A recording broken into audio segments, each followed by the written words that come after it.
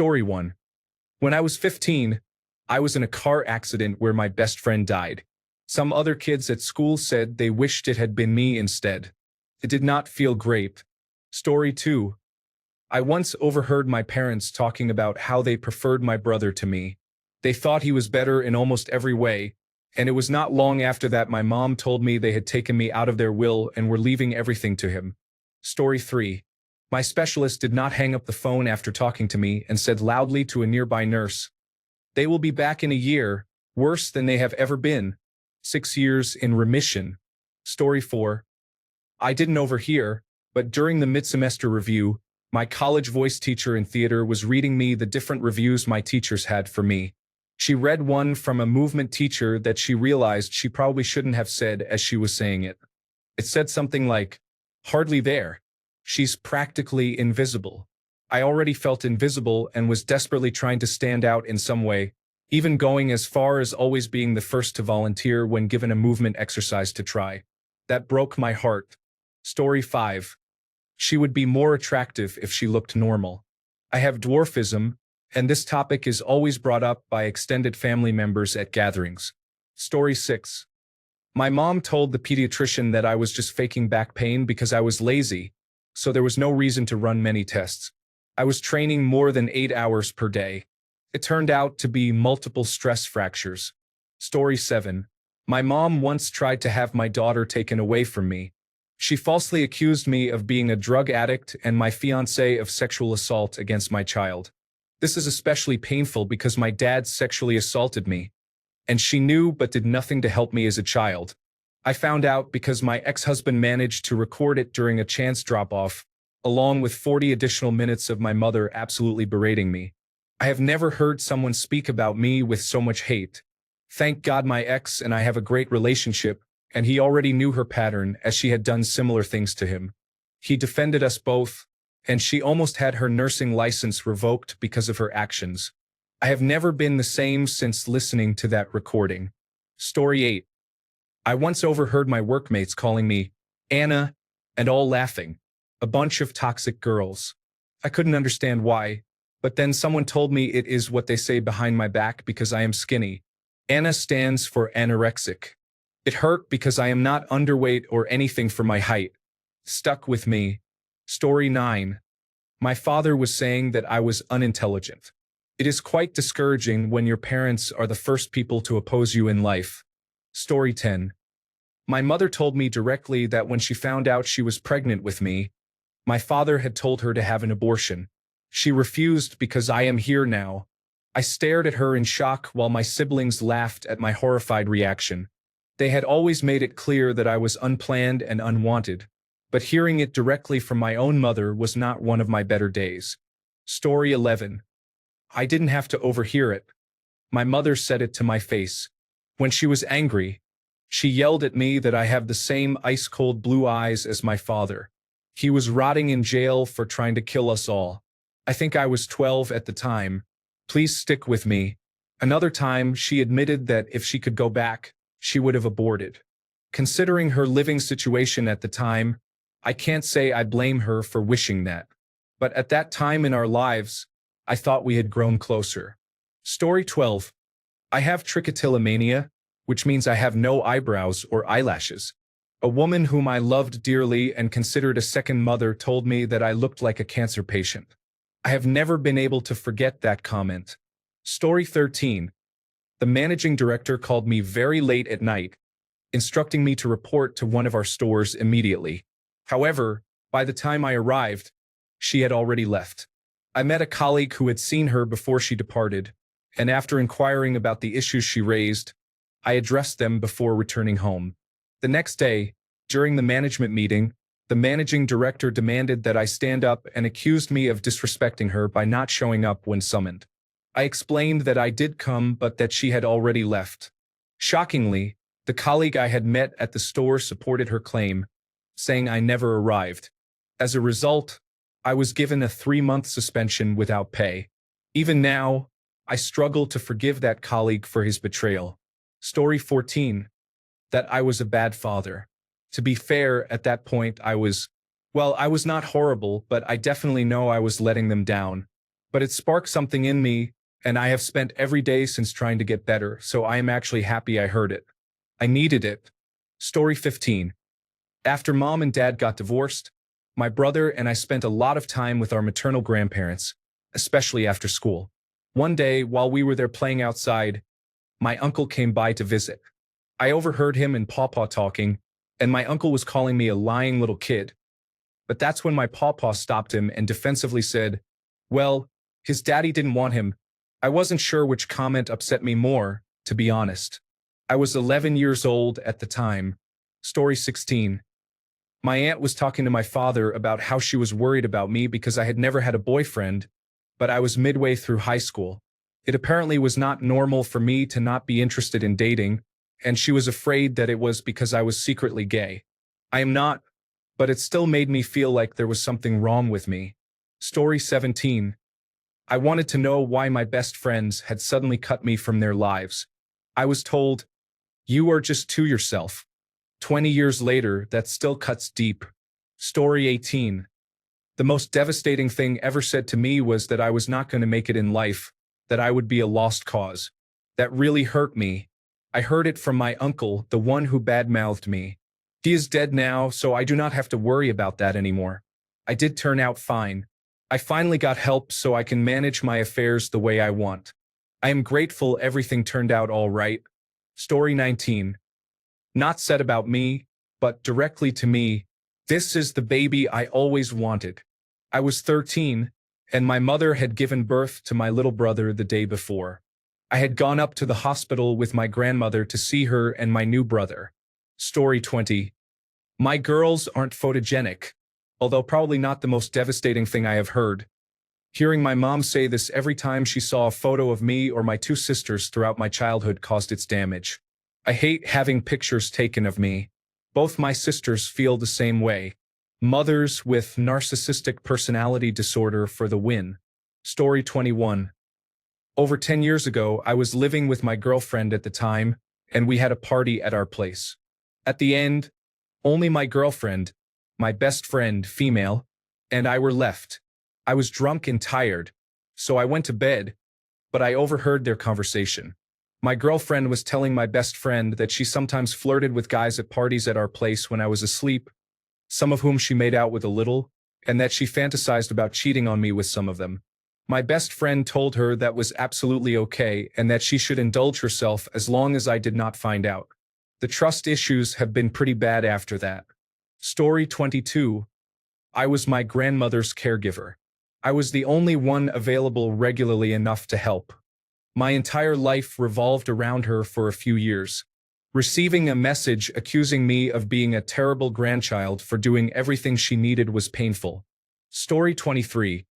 I got a lower score on a big test than I anticipated, and my mother said, "Wow, I thought you were smart." My father said something similar when I got a B in my dual enrollment class in high school. It is amazing how our parents are our first bullies. Story 24.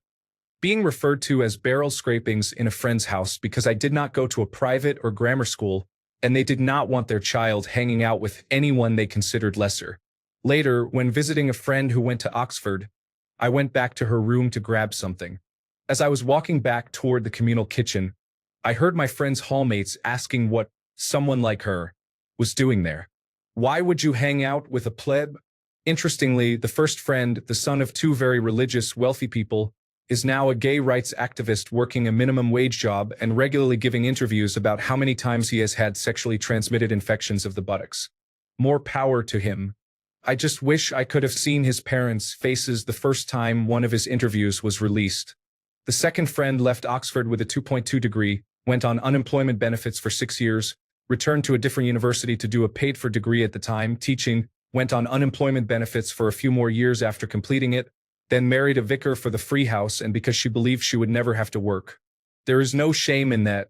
Good for her. But I do wonder what her old friends would think now. Story 25. That I am pretending to be depressed to get attention. Meanwhile, my life is actually falling apart before my eyes. Story 26. I was an emotionally troubled child. I slept in my parents' room next to their bed for a long time. One night, I woke up and heard my father tell my mother that he should have cut off his penis and thrown it in a river because he believed I was going to end up just like my older sister. Story 27. What do you think of her? Woof, she needs to lose 50 pounds and I am sure she is autistic. I am not, and there is nothing wrong with being autistic anyway. Story 28. I once heard my stepmother say she hopes I suffocate myself with a pillow because my sister said I was crying with a pillow over my face. I had to be 10 to 12 years old at the time. Story 29. As a parent, I always try to make sure my daughter hears me talking positively about her to other people. Just the other day, I was telling a family member about how my daughter is very empathetic and stood up to a little boy in her class who was squishing bugs. I was proud of her for protecting smaller beings. I think she heard us. This thread really shows how much children internalize what their family says about them. Story 30. My friends said they were only pretending to get information to hurt me for another former friend. They also said I was lying about depression. Story 31. I overheard a former work supervisor call me lazy to another coworker. The issue was that she intentionally assigned me to a task for which I was not trained, causing us to fall behind schedule by an hour and a half. Story 32. Said I was using drugs when I was having a mental health crisis. Last time I ever let my mother in on my business. Story 33. The guy I was seriously interested in at college, who supposedly was into me as well, told some people asking about us that it was one-sided and that I was chasing him. I stopped talking to many people because it was too devastating to justify why I was heartbroken. They believed him. Story 34. I was called selfish for not sharing my savings to support the family business. We spent money earned from working in the family business, even though we worked full-time without full wages.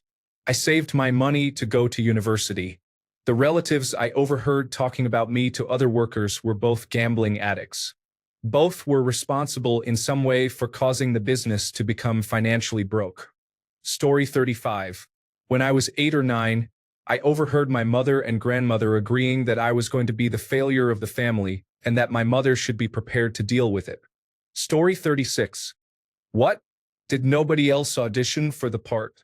Rude laughter came from a group of other women standing near my car, unaware that I was there. Oh, the politics of local community theater. This was in 1998. I am almost over it. Story 37. That coming to visit me was the biggest mistake in her life. I fell ill with the worst coronavirus disease 2019 and spent 2 weeks in bed instead of spending time with your mother, also known as shopping and sightseeing. Story 38. I was in a car accident and almost died. I had to go through lengthy rehabilitation and accumulated about $1.2 million in medical bills. My mother's friend's reaction to the amount was, "Why didn't you put him down?" Who says that? It was not even an option to begin with. I was not in a coma or anything. Story 39. I left my drink with a very trusted female friend at a bar we frequented regularly. I went to the bathroom, and when I came back, I overheard her coordinating with 2 men about how uptight I was and not easy. She said, "She's a mood killer, I know. And you should just put a little something in her drink to loosen her up." I felt disgusted. I walked straight out of the bar without paying my tab or talking to any of them. I blocked her and went back the next day to pay the bartenders and explain the situation. I am a bit of a prude, but I couldn't believe those words came out of her mouth. Story 40.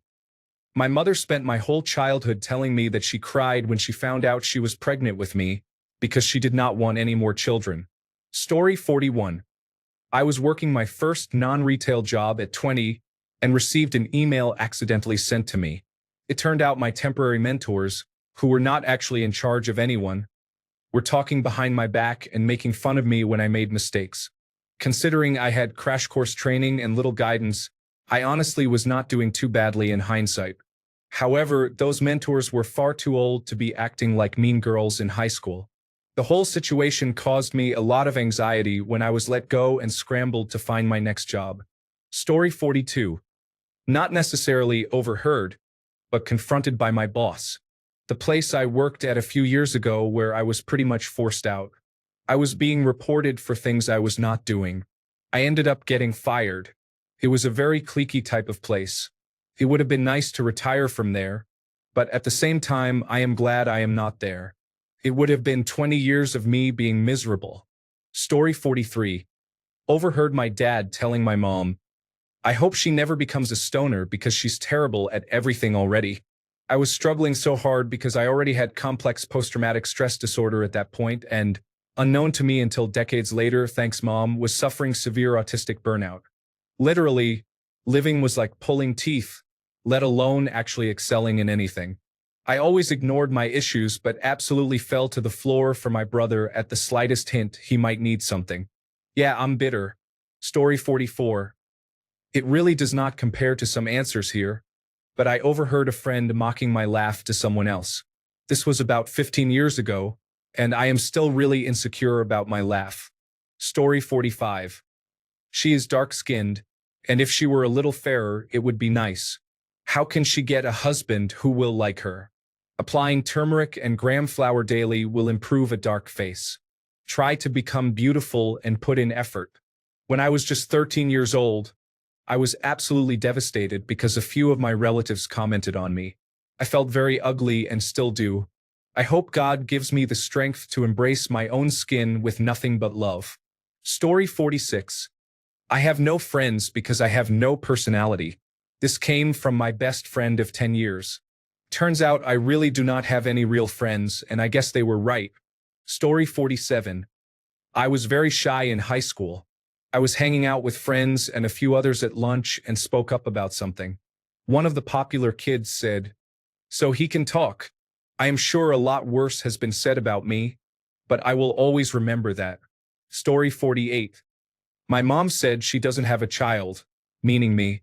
She made it seem like I was having a temper tantrum and not talking to her because I couldn't go to McDonald's. In reality, I was having an autistic meltdown and also not talking to her because she was being very unkind. My routine was off and I was very anxious. I am not 5 years old, I don't have tantrums, and I don't care that I couldn't get food. Tell the truth and admit you were being unkind, mother. Story 49. My aunt told me my mom was complaining that I don't make it easy for us to have a relationship. My earliest memories are being beaten by her or punished in my room. Saying, "I love you" was a formality, like asking how a cashier is doing. My mom was essentially a prison warden who gave birth to me. I desperately want a relationship where I can go to her for comfort, just hang out, or smoke or drink together. Every time I offer her an olive branch, she shows me why she could never be more than my cousin's aunt to me. Story 50. I played basketball throughout high school. In my senior year, right before the season started, I overheard the assistant coach and head coach arguing about whether to start me, who was 6 feet 1 inch tall, or a 6 feet 7 inch freshman who played the same position but was not very good. The head coach told the assistant coach, "He might be better than the tall freshman, but you can't coach height." I knew at that moment I would not be getting any playing time when the season started, and I was devastated. Story 51. Not overheard per se, but had it get back to me. I had been told there was a possibility my department was going to go through layoffs. I was still new and struggling to keep up with the workload, so I asked my boss if we could talk about it. I asked him what I could do to be more secure and stronger in my position. He couldn't give me an answer, so I let him know I would take any feedback he had. I also said if he felt I was not going to improve, I would keep my options open if another opportunity came along. His response was, "Yeah, I think it's best you just look elsewhere." Rather than lay us off, everyone got moved to another department doing the same work. I set up time to talk with my new manager to discuss her expectations for me as a new member of the team. At the end of the meeting, I felt more secure than I had in months at my job. That's when she said, "I'm really glad I didn't just write you off. Your last manager told me you were defiant, checked out, and for lack of better words, difficult with an attitude. I assumed we'd meet today and I'd be talking to human resources about what we could do to terminate you. I think it's good you know this because you have quite the reputation in this company and it's not a good one." It was absolutely crushing to me. Things have been better since and I've been able to come back from it, but it hurt so much to know that a job I actually loved and wanted to be good at had received that kind of feedback. I know I can be sassy and sarcastic, But I also know I'd been very reserved with my former boss because he intimidated me greatly. Story 52.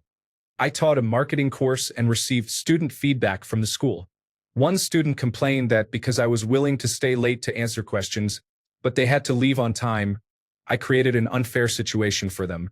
What is wrong with people who want to push everyone else down if they cannot have something? I am still upset. I gave extra time because I enjoyed teaching the subject, and that student complained about it. Story 53. In high school, I overheard my family talking about how no one likes me and that I should get beaten up at school. It is surprising that I haven't. This was a frequent occurrence where I would get sent to my room while they talked about me downstairs. Now, I am too scared to talk to people and believe they don't like me until they talk to me first. Story 54. I overheard my sister telling my husband that I regularly have group encounters with men. I still don't know why, even after 20 years, but I still resent her for it and my mother for agreeing. Story 55. I once heard an acquaintance leaving a friend's house say, "He's weird, right? Doesn't say much." The woman was an escort who shortly after died by suicide. The man contracted herpes from the escort and lives alone as a member of the Proud Boys. Yes, I am the unusual one because I do not want to talk with people who have diseases or hold racist views. Story 56. One of my college professors and the head of the department accidentally emailed me when I was in the process of switching majors and said, "I will not be sorry to see him go in doubt whether he can finish any 4-year degree." Story 57. I went to my doctor with excruciating lower back pain one day. He suspected a kidney stone and wanted to send me to the emergency room for a computed tomography scan. I overheard him talking to the hospital to set up my test, and he told them I was morbidly obese. I knew I was overweight, but hearing those words hurt my soul. It turned out that my pain was from an inflamed ovarian cyst that had grown to the size of a large grapefruit. I also had severe endometriosis, so I ended up having a full hysterectomy. As soon as I recovered, I started my fitness journey. I have so far lost 30 pounds and increased my skeletal muscle mass by 10.2%. I never want to be referred to as morbidly obese again. Story 58. My mother told my cousin's husband to punch me in the face because I told my cousin a home truth for being an absolute spoiled brat to her mother. Story 59. I was on holiday with some friends and I overheard them saying they were not going to go away with me next year because my anxiety was annoying. I did not even want to go out drinking with them because of it. My worst fears were confirmed about being a burden. Story 60. Not overhead. My father told me when I was in my 40s, "You have no value except maybe to Sam, my son." Story 61. I am struggling with negative thoughts about myself because of my sexual orientation. I feel like I am a burden and unworthy. Story 62. Overheard my significant other of 4 years telling his friends that all of his exes were more attractive than me, but I was easier. Definitely took a blow to the self-esteem on that one. Story 63. When I was in hospital with anorexia, I heard my nurse outside my room, in a stage whisper to 2 other nurses, "She has anorexia." The way she said it was as if she was speaking about a ghost or a curse, like it was a horror so grave that you had to whisper it. The other nurses craned their necks to look at me like a zoo exhibit. I panicked and didn't know what to do, so I just smiled at them, trying to look friendly. Completely freaked me out. Still unnerves me a little, to be honest. I think it scared me to see how much my condition terrified other people, and in some deep, dark corner of my brain, I knew she was right. A horrifying thing was happening to me. This was 15 years ago. I am fine now. Story 64.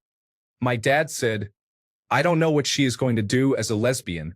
Marrying a man who would support her was her only hope." Story 65. I did not overhear it but was told by my brother's mother that my father said I was a permanent reminder of a temporary feeling. He was a terrible father who abused me in many ways. We have been no contact for almost a decade. Story 66. My brother was being yelled at by an abusive stepfather we had. I was in the kitchen and overheard, "You two are the biggest disappointments I have ever seen in my life." I had to hear that at 10 years old. That damages the young mind badly. I never had much confidence after that day. It still affects me now. Story 67. Online. Every nasty lie you can think of. Offline, nothing. Because none of those cowards dare to say it to me in person, in my face. Story 68. Overheard my divorced parents screaming about how neither wanted me due to my apparent difficulties as a very young child. I had severe learning disabilities, including dyslexia and a speech impediment, and could not read until the 3rd grade. Neither wanted to be burdened with a bonehead for a daughter. Story 69. I had a pair of silk ballet flats that I loved. They were the most comfortable shoes I had ever worn, so I wore them almost all the time. I overheard my best friend ranting about them to another friend. She said, "Is she so poor she can't afford more than one pair of shoes? She probably thinks those ugly old things make her interesting or something." In the grand scheme of devastating things said about me, that one should not even rank. It was the mocking and cruelty that hurt. Story 70. My parents could not afford braces, so my teeth were not straight in high school. Other than that, I looked okay but a little nerdy. I really liked a guy and overheard him describing me in the hall as the girl with the crooked teeth. I am happy to say I paid for braces myself in college and became much more confident after that. I am many years out of college now and just an average mom. Story 71. My little sister overheard our grandmother say that she would rather attend my cousin's volleyball game instead of hers because my cousin was a better player. They were still in grade school at the time. She also overheard our parents arguing, and one of them asked the other if they were getting divorced. I suppose she enjoyed listening when she was young. Story 72. My ex thought I was asleep on the couch next to him and our friends. He started complaining about living with me and telling them how much he hated my family. He never said anything like this to me, so I just lay there, pretended to sleep, and tried not to cry. Everyone silently let him go on about everything he did not like about me. Story 73. Bonding with my grandparents when I was coming of age at 21 and going through a lot.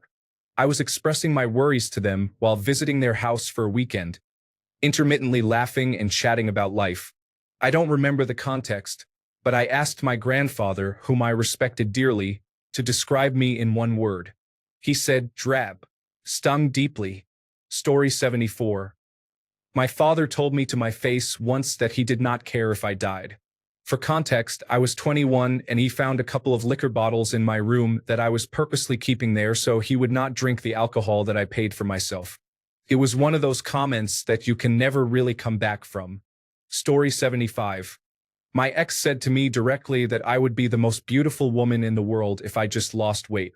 I also overheard his brother making fun of him for dating a overweight girl. My next partner told me I was the most beautiful woman in the world. I was the same weight in both relationships. Story 76.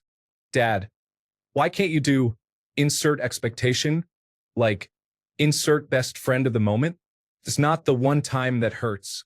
It's the constant comparing. Then one day, my dad tells my mom, "Why can't you do that like her, me?" I went verbally angry on my dad. He still doesn't get it but stopped comparing in my presence. Story 77. I saw some messages between my best friends that I wish I had not seen. They called me a sociopath and a bad friend and said it is no wonder I do not have any friends. It is hard remaining friends with them and pretending I do not know what I know. Story 78. Overheating. My mom told my dad, yes, her grandma brought up the fact that I should have gotten an abortion and that Thomas, my uncle's child, is now the first actual grandchild. Story 79. When I was a child, I overheard my mother talking to one of her friends about me. She said that at least my appearance meant she did not have to worry about me being molested or raped.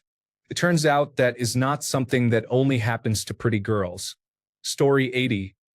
Not behind my back but to my face, my mother said that if she had known I was going to be a transgender man when I grew up, she would have killed me as a baby. Story 81. No wonder she does not have any friends with a personality like that. It was my mother. We have a good relationship, but I have never been able to forget that. Story 82. My parents said they would rather I kill myself than be transgender.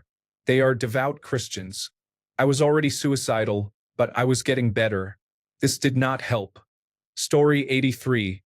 It was not overheard, but my mother told me what my father said and felt about me. A couple of months before I was conceived, he forced her to have an abortion. Then I came along and he did not want me. He did not acknowledge me throughout the pregnancy. He loves me now, but some things are better left unsaid. Story 84. I heard my mother tell my aunt that she cannot trust me anymore and that I will never fit into society again because I got caught smoking at age 12. Story 85. 13-year-old me. First year in high school. New friends, new environment, new possibilities. I was a naive, free-spirited kid with no bitterness or judgment in me. I still played outside, climbed trees, and loved reading and building puzzles. I made new friends and enjoyed the first few months of high school. One Friday, 3 of us spent the night at a friend's house. Her mother was going to take us to our field hockey game on Saturday morning. The next day, on our way to the game, we stopped at another friend's house so she could pick something up. She lived in a beautiful, huge house. The 3 of us went inside. She introduced us to her mother. They went upstairs together while we waited in the lounge. The staircase was spiral and the house was mostly tiled. This allowed voices and noises to carry. As they came back down, I heard her mother say, "Don't continue the friendship with the girl with short hair. She looks common." That was my first introduction to the real world. Story 86. When I was very young, in one of my earliest memories, I overheard my parents say something along the lines of, "God, he is so annoying." Something simple and thoughtless affected my entire life and still does. I was just scared of being annoying. Thanks a bunch for sticking around till the end of the video. Remember to subscribe, and until next time, stay awesome and goodbye.